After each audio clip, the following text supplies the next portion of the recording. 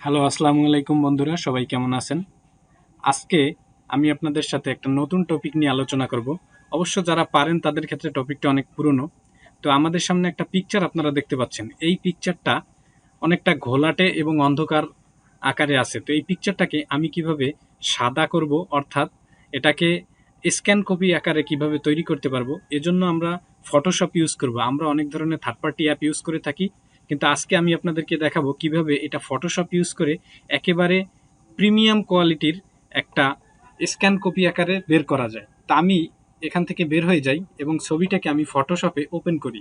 আমি আমার ছবিটাকে ড্র্যাগ করে ফটোশপ প্রোগ্রামে নিয়ে গিয়ে ছেড়ে দেই। তো বন্ধুরা, দেখতেই পাচ্ছেন আমাদের ছবিটা কিন্তু ফটোশপ প্রোগ্রামে ওপেন হয়ে গেছে।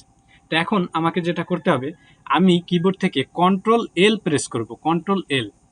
কন্ট্রোল এল প্রেস করার সাথে সাথে কিন্তু আমাদের সামনে এই ধরনের একটা উইন্ডো চলে আসবে। তো এখান থেকে আমরা এই যে আমার মাউসের কার্সার দেখতে পাচ্ছেন, এখানে কিন্তু 3টা পেন আইকন আছে। তা আমি এখান থেকে একেবারে যে এই ডান পাশের যে পেন আইকনটা, আমি এখানে ক্লিক করব।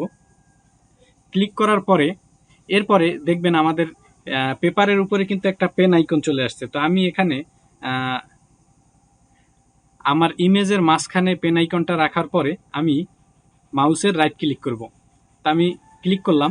ক্লিক করার সাথে সাথে কিন্তু বন্ধুরা দেখতে পাচ্ছেন চমৎকার একটা ম্যাজিকের মতো আমাদের পিকচারটা কিন্তু সাদা হয়ে গেছে।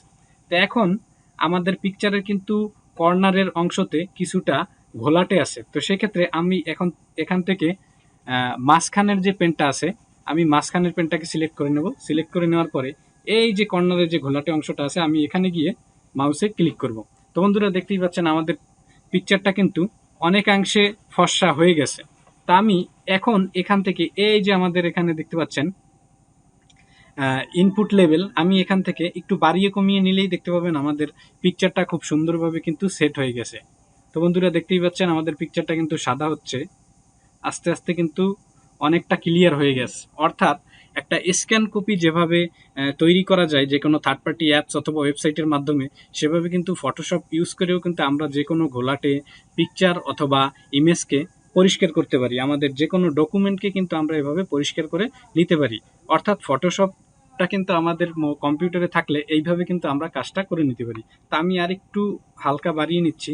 দেওয়ার পরে আমি যদি এখান থেকে ওকেতে ক্লিক করি, ওকেতে ক্লিক করার পরে আমি এখান থেকে ফাইলে যাব। ফাইলে যাওয়ার পরে এখান থেকে সেভ এজে ক্লিক করে আমি এটা আমার কম্পিউটারে সেভ করে নেব। আমি এখান থেকে ফাইলের লোকেশন সিলেক্ট করে দিচ্ছি ডাউনলোড, এবং এখান থেকে আমি যদি এইটাকে ফটোশপ পিডিএফ দিয়ে সেভ করে দিই, এই যে এখানে দেখতে পাচ্ছেন ফটোশপ পিডিএফ দেওয়ার পরে যদি আমি এখান থেকে সেভে ক্লিক করি, তাহলে কিন্তু আমাদের এটা পিডিএফ আকারে সেভ হয়ে যাবে। তো বন্ধুরা দেখতেই পাচ্ছেন এই হচ্ছে আমাদের সেই কাঙ্ক্ষিত পিকচারটা, যেটাকে আমরা তৈরি করছিলাম, পিডিএফ আকারে সেভ করছিলাম। এই হলো আমাদের সেই পিডিএফ পিকচারটা। এবং আমি যদি আগের পিকচারটার সাথে একটু কম্পেয়ার করি, এই যে বন্ধুরা দেখতে পাবেন যে এই হলো আমার আগের পিকচারটা।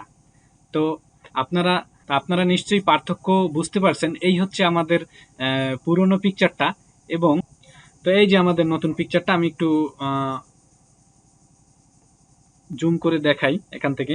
তো এই যে দেখতে পাচ্ছেন, তো পার্থক্যটা আপনারা নিশ্চয়ই বুঝতে পারছেন যে এভাবে চাইলে কিন্তু আপনারা ফটোশপ ইউজ করে যে কোনো ডকুমেন্টকে স্ক্যান কপি আকারে তৈরি করে নিতে পারবেন। এক্ষেত্রে আপনাদের কিন্তু অনেক সময় বেঁচে যাবে। অর্থাৎ দেখতেই পাচ্ছেন ফটোশপ দিয়ে কিন্তু খুবই দ্রুত করা যায়, যেটা অনেক সময় অনেক থার্ড পার্টি অ্যাপস অথবা ওয়েবসাইটেও সম্ভব না। তো বন্ধুরা, এই ছিল আজকের টিউটোরিয়াল। ভিডিও ভালো লাগলে অবশ্যই চ্যানেল লাইক করবেন, কমেন্ট করবেন, এবং চ্যানেলে নতুন হয়ে থাকলে অবশ্যই চ্যানেলটি সাবস্ক্রাইব করবেন। ধন্যবাদ।